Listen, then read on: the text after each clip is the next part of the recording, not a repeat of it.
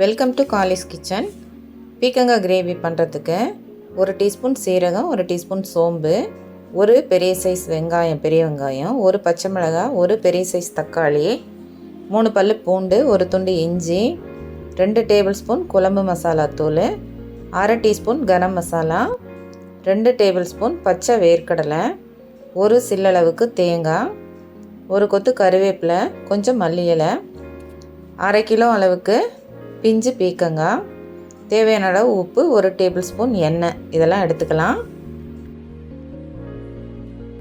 முதல்ல பீக்கங்காயை தோல் சீவிட்டு கழுவி எடுத்துக்கலாம்.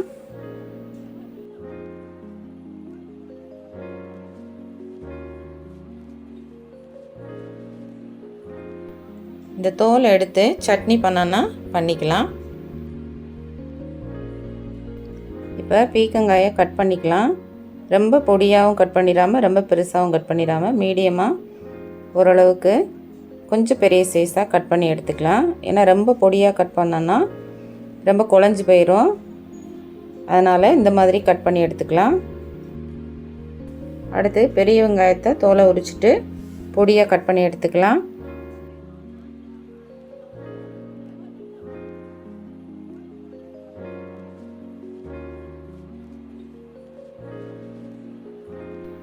தக்காளியை பொடியாக கட் பண்ணி எடுத்துக்கலாம்.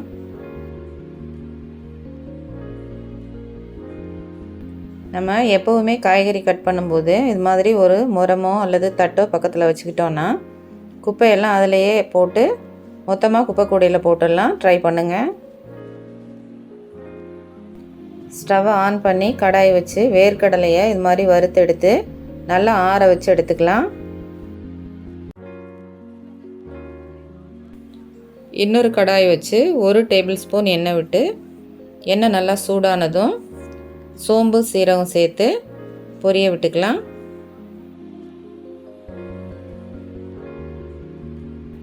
சோம்பு சீரகம் நல்லா பொரிஞ்சதும் வெங்காயம், கருவேப்பிலை, கீறி விட்ட பச்சை மிளகாய் சேர்த்து வெங்காயம் லைட்டாக செவந்து வர வரைக்கும் வதக்கிக்கணும்.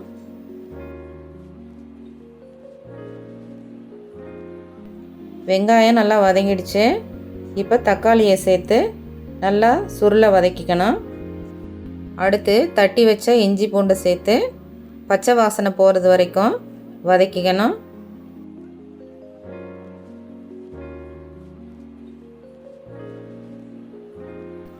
இதோட நம்ம எடுத்து வச்ச குழம்பு மசாலா தூள் இருக்கு இல்லையா, அதையும் கரம் மசாலா தூளையும் சேர்த்து ஸ்டவ்வை சிம்மில் வச்சுட்டு லைட்டாக கலந்து விட்டுக்கலாம்.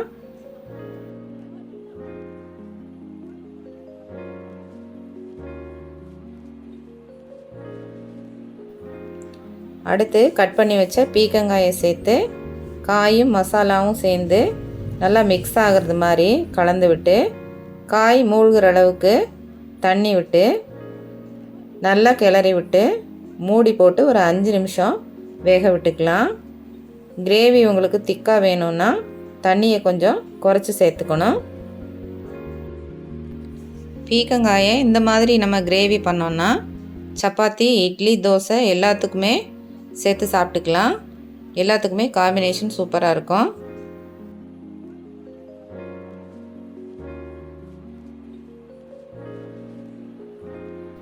தேவையான அளவு உப்பு சேர்த்துட்டு 3 to 4 நிமிஷம் வேக விடணும்.